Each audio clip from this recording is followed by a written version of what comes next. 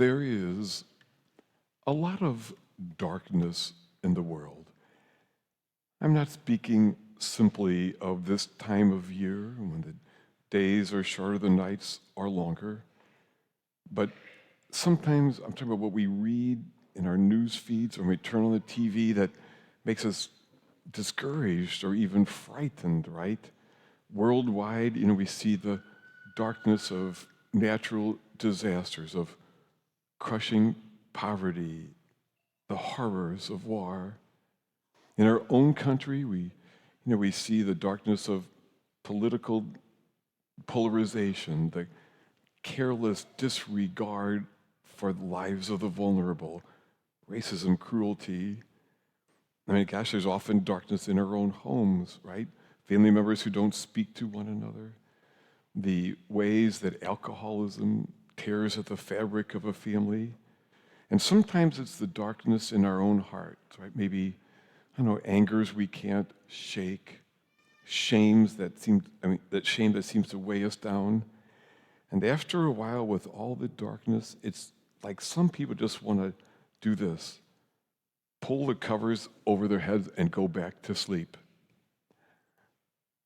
I would argue that sometimes we actually, in fact, do that. I mean, not literally in bed, but that on some level, we go back to sleep.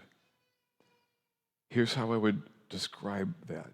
It seems like often, as soon as Thanksgiving happens, there is this sense for many of us, oh no, look at all the things we have to do. We gotta buy. Decorate. Go. A whole bunch of stuff. And I'm not saying those things are bad.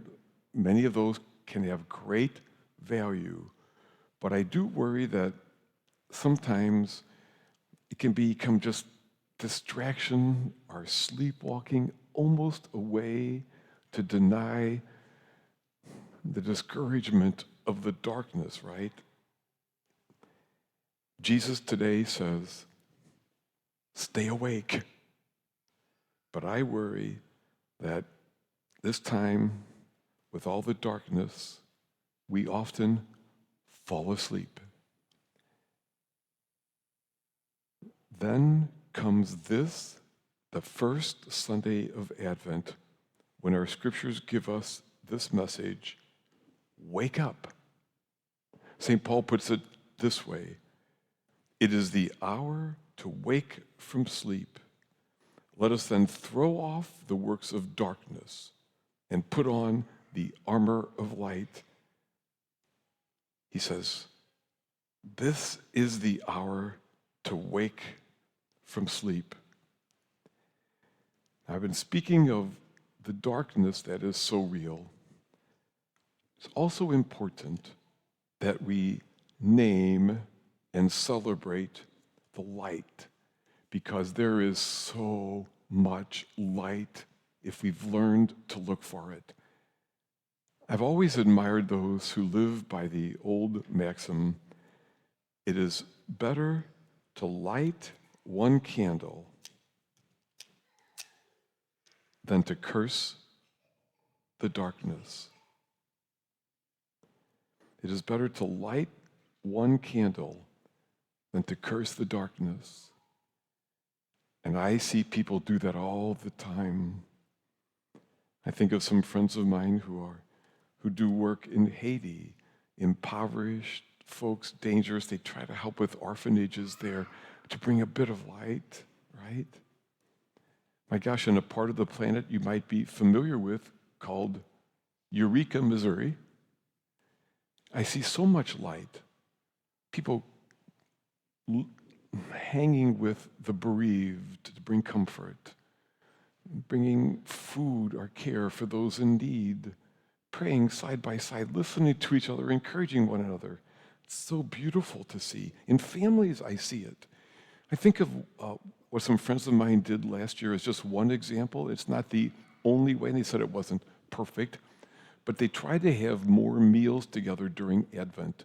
And what they would do is before they would start eating, they light 1 or 2 or 3, whichever week it was, Advent candles, and go around the table first and say, where's one way I saw light today, where I saw goodness? And then there's also the way people nurture, even if you eat alone, which I often do, it's still a good, that's how I usually do. It's still a good thing to do, right? Because it brings us to the fourth way we nurture light, which is in ourselves. People who wisely destimulate a bit, step back, get some silence so we can remember again what we value, what we say we value, what really does matter to us, and to make sure we don't miss these days while we have them. Yep. There is, of course, indeed, a lot of darkness, and we need to see the light, and we need to bring the light. We will not end all the darkness, but it is ours to throw our lot in with bringing light, and we can do something because the light is in each of us. It is in you, and it is in me. And it is our job to be intentional about seeing that light, nurturing that light, and then bringing it to others. And we can do that in so many ways. And you know ways you can and ways you do. And in the end, as more and more people do their part, well, the light only grows. And one day, as each person more and more does their part, the light will grow in such vibrancy that the dream that burned in the heart of God from the beginning can come true. A dream where swords are beaten into plowshares, where this precious planet is treasured, where each person knows that they matter, where people can live at peace, where we understand that we are in it together. It is the dream that burns in the heart of God, and we have a part to play in helping that dream be realized.